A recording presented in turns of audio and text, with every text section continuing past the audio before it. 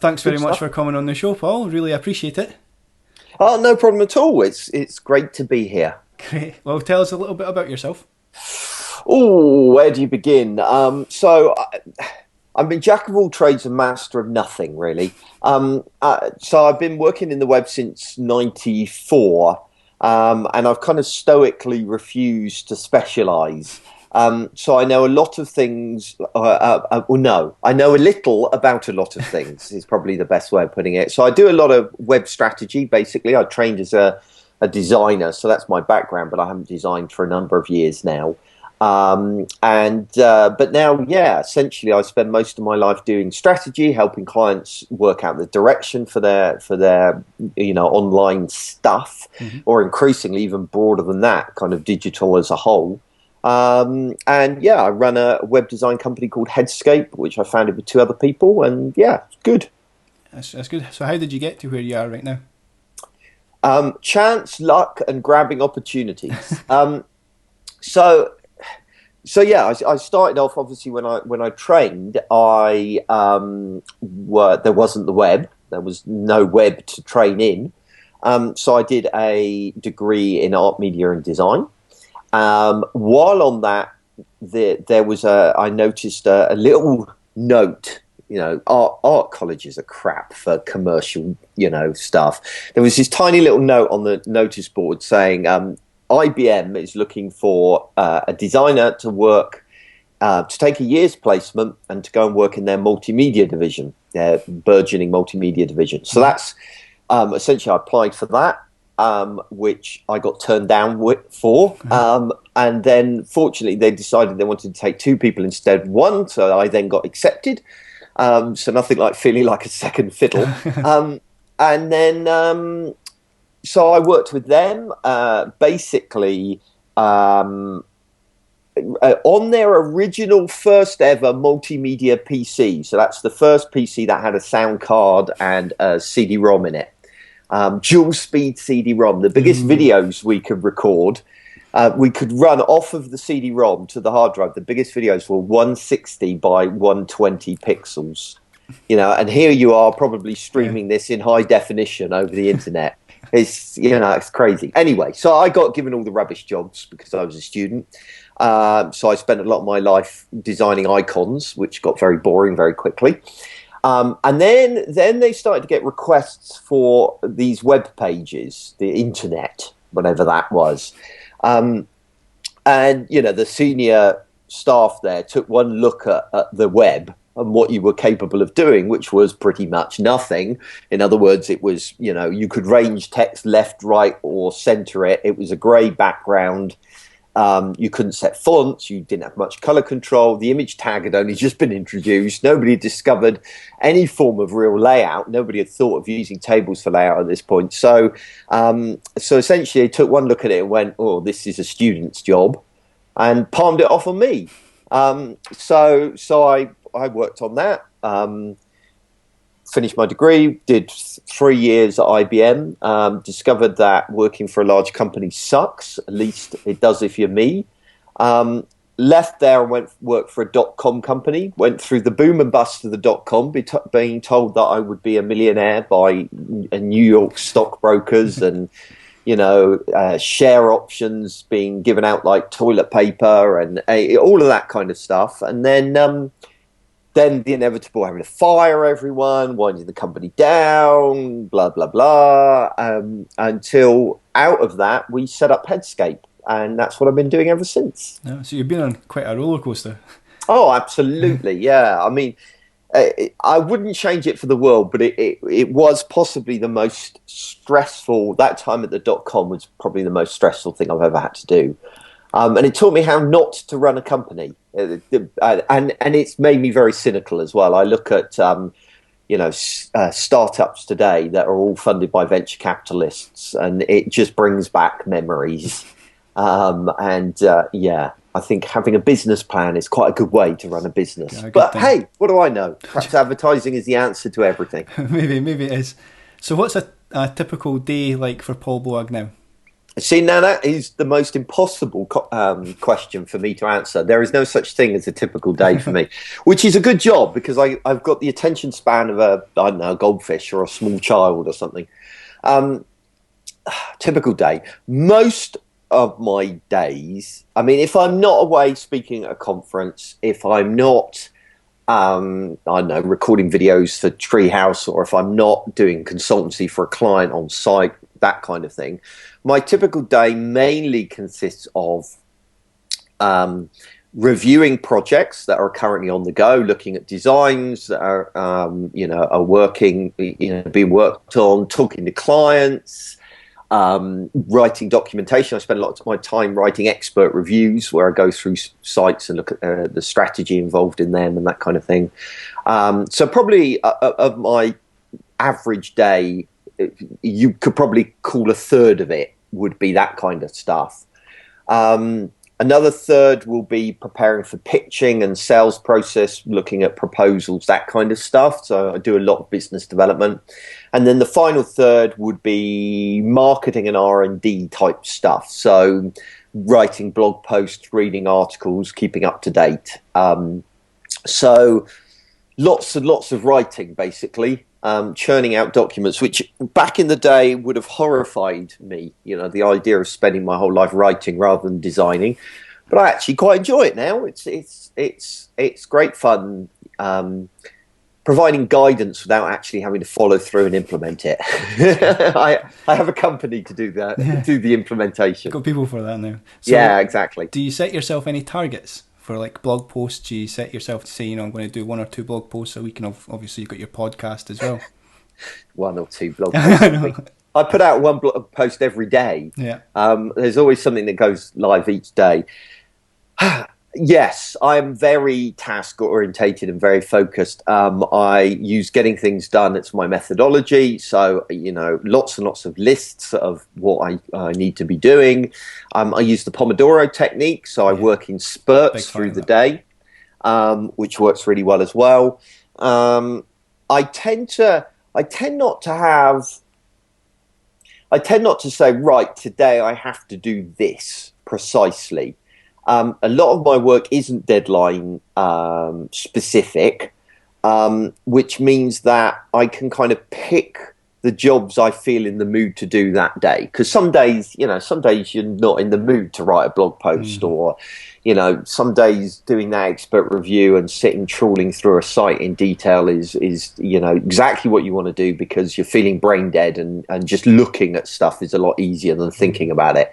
So there are lots of, you kind of move it around dependent on your mood, basically. But there are occasions where it gets overly full and I have to say, right, today I need to do this, this, and this. And if I don't, then I spontaneously combust.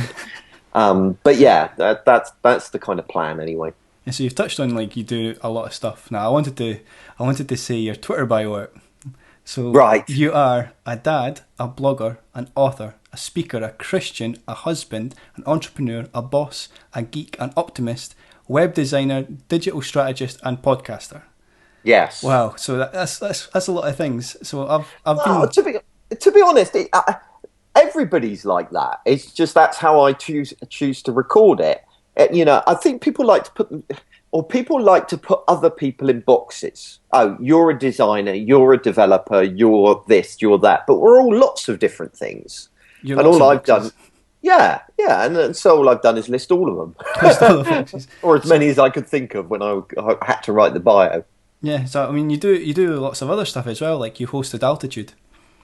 Yes, I did. Yeah, tell us a quick bit about that. Yeah, that's an interesting one. I quite like hosting events. It's kind of quite fun because when you speak at events, you've got to kind of prepare everything, and you've got, you have this presentation and you go and give the presentation. When you host events, there's no preparation up front, but you need to think on your feet a lot, and I enjoy doing that. So I've hosted quite a few things. I've hosted the .NET Awards in the past. I've hosted Future of Web Design in the past. And as you say, I was asked to host Altitude, which was a great one because Altitude was a very different conference in that it was not presentations. It was essentially Q&A times. So, I got to sit on the stage and chat with people that I admire and respect, great. Yeah, it was great, and the audio is now online as well. So I'll try and get that on the show notes. I'm still going through it. There's quite a lot of it. So yeah, it's really good stuff as well. And you're also doing the guerrilla marketing smashing workshop. Yes, I am. I'm going out there next week. Yes, next week. So I do a workshop on how to run a successful web design business, which is an interesting one, because who says my web design business is successful? It kind of depends on your definition of success, doesn't it? We're certainly not the biggest, and we're not the most profitable, and we're not the most well known. We don't win loads of awards. But what I'm talking about when I talk about success is building a business that facilitates the life you want to live, right? So, I've got certain things that I want to do in my life, things that I love. I love traveling. I love to be able to work from home. I love to be able to spend time with my family. I don't want to work long hours, but I want to take home a reasonable salary. And I feel that I've been able to achieve that. And so that's the kind of thing that we talk about in the workshop. But everybody defines success differently. If you want to be a multimillionaire, then probably it's not the workshop for you. I mean, that workshop's also one of the key inspirations for your series at Treehouse on running a successful web design agency. Yeah, absolutely. Exactly the same subject. So I went out to Orlando last week. Was it last week? Yes. To meet up with the Treehouse guys. Yeah, we recorded a load of videos for them for their new All-Star series, which it sounds very American, doesn't it? And makes me feel cringy just thinking about being involved with that. But great idea. They're getting different speakers in to talk on different subjects. They've got an amazing set of teachers already there, and a really good setup, really professional guys, but also great sense of humor. I mean, looking through their content, I don't know whether you're subscribed to Treehouse or not, but it's a lot of fun, and it's not stodgy stuff. And I got to say, I'm really impressed at Treehouse. My wife's learning HTML through it just now. Is she really? Yeah, she Excellent. is. So I thought that was great. Now, I pulled some strings, and I've managed to get a couple of clips of your series. So I'll play them now. Hi, my name's Paul Boag, and I'm going to talk to you today about running a successful web design business. Because I'll let you into a secret. Knowing HTML and CSS is not enough to make you a successful web designer. You need to have those business skills too. But what gives me the right to teach you that? Well, I guess it depends on your definition of what success is. On the surface, the agency I run is nothing special. It's not really exceptional in the work that it puts out. It does normal work that anybody else does. We don't work for particularly big names like Coca-Cola or Nike. And we don't win lots of awards, mainly because we don't put ourselves in for them. But I think we are successful. My definition of success may be slightly different to a lot of people. For example, I don't believe success is the fact that we've been running for 12 years. Or that we have employees that range between about 13 people and 20. The number of members of staff don't really matter. Or even the fact that I take home a very healthy salary. It's that we have come to a point where we can now pick and choose the work we do. Work comes to us rather than us having to chase it. And most importantly, we've built a lifestyle business. As the old adage says, don't live to work, but work to live. I will share with you the key things that have enabled me to achieve exactly that. I've broken down this video into 6 stages. First of all, there's marketing and promotion. How do you market and promote your business? Also, there's sales and pitching. When the leads come in, how do you convert them? There's client services. How to keep those clients happy. And then there's growing your business. But most importantly, there's lessons about building a lifestyle business and actually getting work done in less time. Oh, so that looks excellent. Well, yeah, except that it makes me sound like that I just say the same thing, because I just said all that stuff about what's your definition of success, and then you play it on the video. So I just regurgitate the same rubbish time and time again. And then secondly, I hate watching my video. It's just awful seeing yourself. So I can barely listen to myself, let alone see it. So I'm avoiding it like the plague. So you mean this shows that you get up to so much other stuff. And I mean, you're going to be speaking at Future of Web Design as well. Yeah, I am actually. Yes. What am I talking about there? Oh, I'm going to talk about web governance issues, which sounds so dull, doesn't it? Essentially, I'm just, I don't know about you, but I'm sick of designing websites that then slowly decay over time and look crap, or are never implemented properly, or not maintained, and all of that kind of stuff. So increasingly, the work we're doing at Headscape is actually not design and development. We still do that, obviously, but we're spending so much time now helping organizations set up the processes to run their websites effectively so that they don't just kind of turn into this outdated, horrible embarrassment that we don't want to see in our portfolios anymore. That sounds really interesting. What kind of processes are you putting in place? Oh, it kind of splits into, we've kind of redefined web design, as you do, like I've got the right to do that.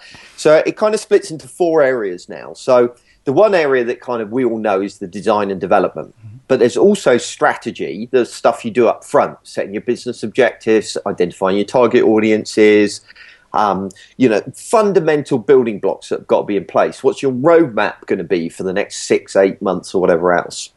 And that often is not done properly. So there's that element to it. Then there's the third element is what we call the web governance stuff, which is essentially, okay, who's your team? Who's responsible for what? Who reports into whom? Have you got the resources to be able to carry this on, in the future? What's your policy on accessibility? What's your policy on removing out-of-date content? Policies and procedures and that kind of stuff. And then the final area is kind of monitoring, which is, what are you actually looking at in Google Analytics when you open it, beyond just how many hits you've had? What's your ongoing program of user testing? How are you doing A/B split testing?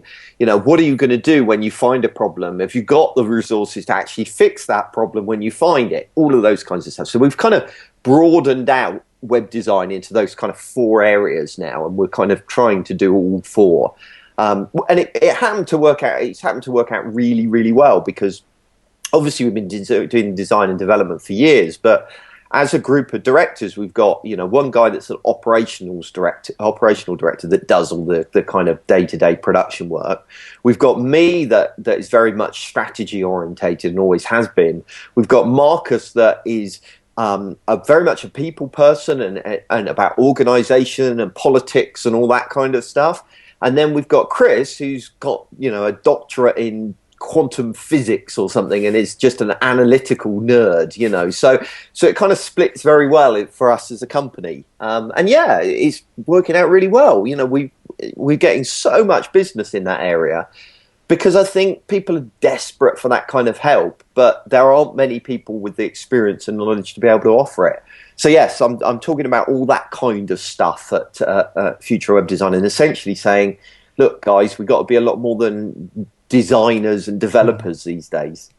I mean, you have a lot of these gigs now with like Altitude and Future Web Design and things. So, I mean, with Altitude, did Dan approach you? Yes, yeah.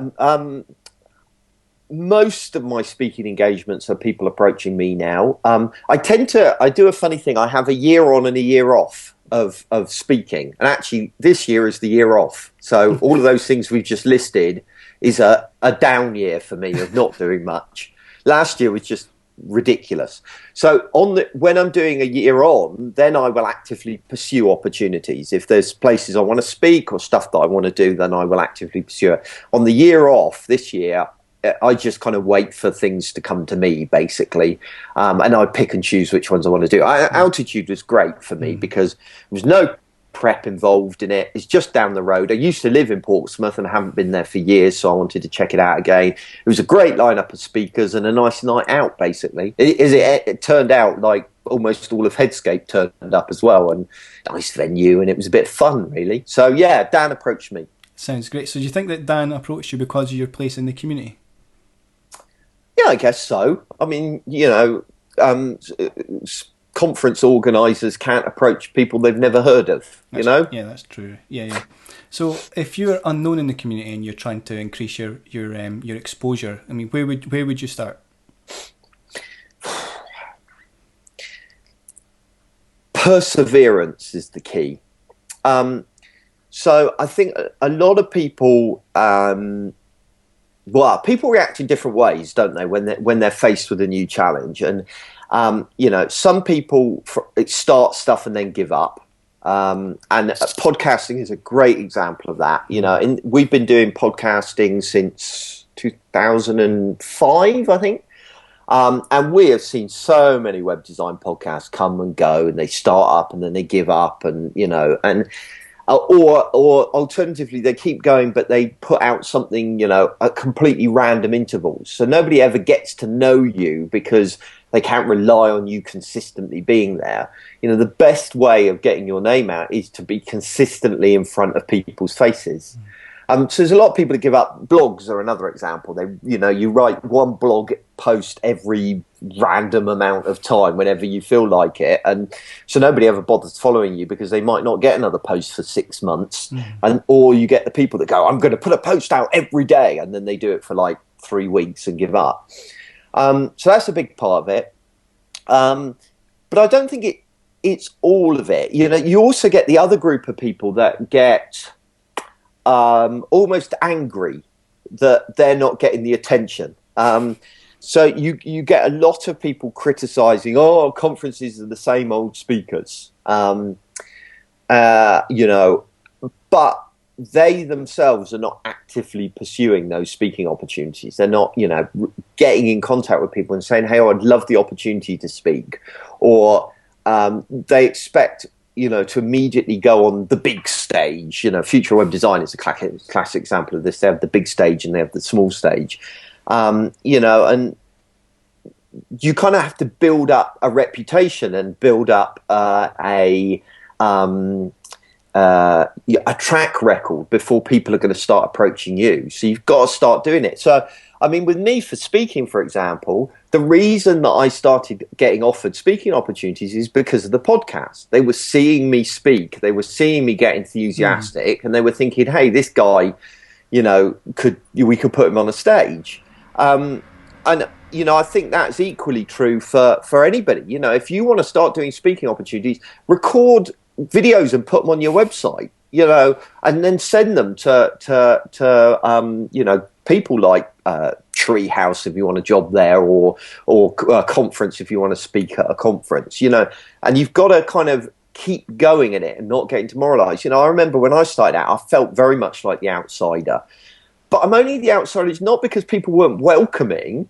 It was just because they didn't know me. They've got to have time to get to know you and like you. So I think sometimes people get frustrated, and so either get angry or they give up. I think the final thing to say over all of this is that speaking is not an end in itself. It's a means to an end, right? So speaking is a way of increasing your reputation, and even that is not the end in itself. The end is obviously to win yourself more work and to keep yourself busy and keep yourself fed and all of that kind of stuff. So not everyone is suited to speaking. We're not all natural speakers. And it might be that actually you need to find another means to the end you want to achieve. It might be that you're a better writer, or it might be you're better off giving away WordPress templates and getting a reputation in that way, or there's lots of different ways of doing it. And I think we get it into our heads that there's something magical or special about people that stand up on the stage. The reality is that for speaking, the most important skill to have is the ability to entertain, rather than actually your knowledge in web design. Because let's face it, I could log on. Let's say I wanted to know about web governance, right? You could bring up Google, you could type in web governance and get what you wanted without never attending a conference and never paying a penny. So why are people going to conferences? Well, they're partly going because they want to network and that kind of thing, but they're also, to a degree, wanting to be entertained. So, and some people are just not natural on stage. You can learn that kind of stuff, but, it's an uphill battle for sometimes. So maybe you're not cut out to be a speaker, and that's fine. Really, and there's nothing more special about being a speaker than anything else. Yeah, and it's really interesting that you mentioned being entertained, because I've heard of so many speakers that have taken acting lessons. Yeah, absolutely. Yeah. I mean, this is going to sound a bit weird, but I'm actually somebody that's naturally very comfortable in front of audiences. My dad speaks on wildlife photography. My granddad was a Pentecostal minister in a church, so there's a kind of family tradition there. But to be honest, the big thing for me was I grew up. I'm a Christian and I go to church, and I was given lots of opportunities to go up the front and give sermons and speak and do all these kinds of things, and that's kind of where I learned to do it. If you want to learn to do it, you might want to take classes, but equally you might want to start doing meetups. Meetups are a great opportunity. These kind of, where you speak for 10 minutes or 5 minutes on something. Doing stuff in front of an audience is great, but also, like I say, do videos and then watch them back and see how horribly monotone and painful it becomes, as you start speaking like this because you're trying to concentrate on what you're saying rather than the way you're saying it, Done that. Yeah, Been there, done that. Absolutely. So you mentioned quite a few things that I want to come back on. Schedule. Yeah. A schedule. I don't have a schedule for Hatched because, it depends on what guests I can get on and things like this, and it depends on what information I'm trying to learn, and then I try and associate it with an industry leader and then try and book them on the show. But then that's something I'm going to try and look at, because as you say, no one's going to get to know me if I don't have something regularly coming out. So that's really good. Thanks for that. Absolutely. Definitely have a schedule. And stick to it come what may. And if you can't stick to it for some reason, for example, at the moment, we have a break at certain set times to give me a break to do other stuff and to prepare the next season. So, but make sure those breaks are scheduled as well, and that people know they're coming up. Yeah. That's great. So is there any other quick wins like that, like setting a schedule? Is there any other quick wins you can get to like increasing your exposure online? Well, you're actually doing a really good thing, which is always a very cunning ploy, which is you're interviewing people that have already got reputation in the community, right? And it's expertise via association is what I called it when I started doing it. And that was a major way that I built up my own reputation, is that, I started interviewing other people. You look cleverer because you're talking to someone that's an expert, right? But also, I now know you and you now know me. And so next time, maybe I see you online or on Twitter, it's like, oh, that's Andrew. I know him. I did that Hatched thing for him. And so there's a kind of reputation building exercise in that. So finding opportunities to talk and meet with people that already have a reputation is a little bit of a shortcut. But truth be told, there is no real shortcut. It's about consistency, week in and week out, putting out that content so that people become reliant on it and keep coming back to it. And I have to say, and this is going to be a bit of a controversial thing that a lot of people will disagree with, but I think quantity is more important than quality. So I actually, I think that's not completely right. But basically what I'm getting at is a lot of people go, well, I haven't got something really good. I haven't got that beautifully crafted, wonderful podcast or that beautifully crafted blog post. So I'm not going to post anything until it's right. But actually, it's more important that people know you're putting stuff out on a regular schedule, even if it's a bit crap. It's more important to get it out there, because the other thing is, the longer you do it, and if you force yourself to stay in this rhythm of producing content again and again and again, you will get better. You will get faster. The quality that you put out is much better. And we know it works, not only from my own experience, but have you ever heard of a guy called Jonathan Colton? No, that doesn't ring a bell. No, he's a musician, right? And he writes songs for geeks. So Code Monkey is probably his most famous, but he's written loads of them.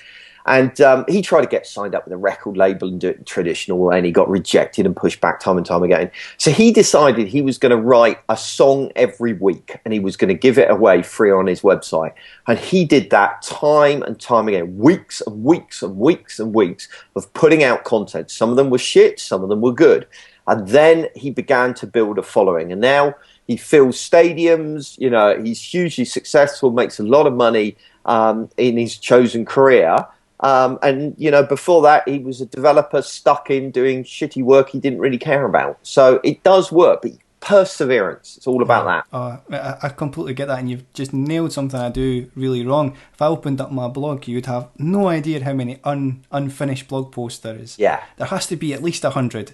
Has to be at least 100. And I've probably posted maybe 10 posts. Yeah. Yeah, so that's something I need to get better at as well. Absolutely. Just go through each one of those and regiment yourself to finish them. Pick one every week, or however. I mean, I started off as once a week and now I'm every day, which is just silliness. I don't know how I started doing that. But, every day, make sure this, every week, make sure you finish one of those blog posts and they go out. Try and get a little bit ahead of yourself as well, so that you've got them queued up. Because otherwise what happens is you get really busy with your proper work, and then you don't have time to do them. So, and then you get into this vicious cycle. So at the moment, I've got stuff queued up to go out till the 19th of August. No, August. That'd be good. That'd be awesome. 19th of April. So I've got, a few weeks ahead of myself. That's great. Just on that, do you recycle any content? Because I've noticed a lot of blogs these days have started to say, "Oh, here's one from the archives." Yeah, it's really interesting. I'm doing that as we speak at the moment, because I'm just about to take 2 weeks holiday. I was with Treehouse the week before, and then the week before that, I was with a client up in Edinburgh. So I haven't had really any chance to do anything. So we have these break periods anyway. So we have a season of the podcast and then it breaks. But I tend to try and keep the blog going just to keep people interested. So what I've decided to do over this break period where I haven't been able to write anything is I am just taking the best out of the archive and republishing them. And I discovered that all of my good posts were in 2009 or 2011 for some reason. Those were good years. So yeah, absolutely. I don't think there's anything wrong with doing that, but I think it does need to be a post from a year or 2 years ago, not one from 6 weeks or whatever. Yeah. I found as well that the ones that you've been cherry picking as well have actually been really good articles. Do you know? Yeah. So you pick the best, don't you? Yeah. So it's been good reads as well. So bringing this back to being at the centre of a community, and you are the face of Headscape. Mm-hmm. So I was wondering, does that hinder the business scaling in any way? Yeah, absolutely. You couldn't build an agency of 60 people based on me. Because what happens is that not only being the face of the business, you're obviously marketing and selling the business, but when people come in, they want to work with you. It's your name that they recognise. And even though actually the staff in Headscape, most of them are far more talented than I am, there's this kind of perception. So that can only scale so far. I mean, we scaled it up to 20 people, and that just about worked. But we were just finding it too stressful. So we've it's so many mouths to feed and so much admin and all that kind of stuff. So we've scaled back down to 11 now, where we're much happier. So it depends on how big a company you want to build as to whether that works. I mean, I do try and encourage other people within the company to blog and to do stuff, and we certainly other people speak at conferences from the company and write blog posts and that kind of stuff, but it's always going to be me that does the majority because I'm the one with the time to do it. Mm-hmm. So now here's one. It's quite a different tone, this question, but okay. So if you're the face of the company and you win a lot of business because of your exposure online and your profile, yeah. Does your business Headscape have key man insurance for you just in case you were removed from the game in any way? Yeah, we do have key man insurance for me, But not just for me, actually. We have it for Chris, our MD. We have it for Marcus as well, our sales guy. And we also have it for a guy called Lee, which you may or may not know, Lee Howes, who does a lot of our consultancy work, and is become quite business critical. So we do have key man insurance. To be honest, if I die, if Marcus, succumbs to his drinking problem, and if Chris finally kind of recognises that he's so old that he needs to retire, then to be honest, I think we'd probably end up wrapping Headscape up anyway. I don't think any of the three founders have got a desire to carry on without the other two there anyway. But key man insurance also covers you for getting ill for 6 weeks, or that kind of stuff as well. If I do my hip or whatever, that's what you do when you've reached my age. Right, so bringing this back to being at the centre of a community, do you think that you being at the centre of the community wins Headscape more business? Does it directly benefit the business?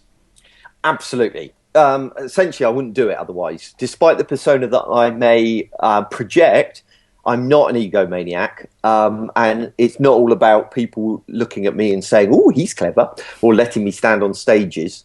I only do what I do to win work for Headscape. That's the blunt answer.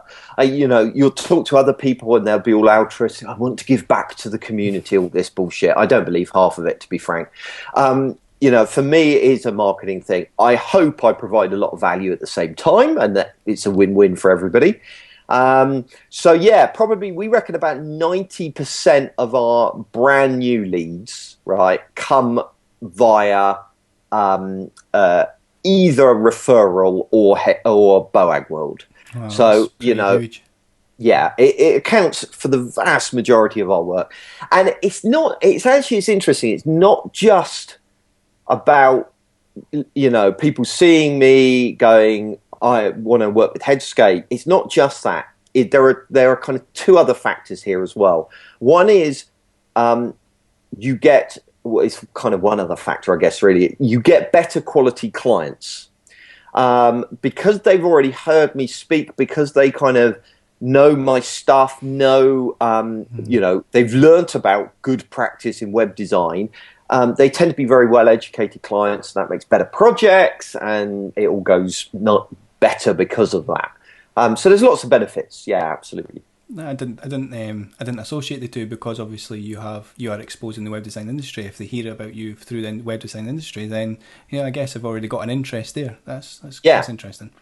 So how vital would you say speaking at events is to boosting your profile online?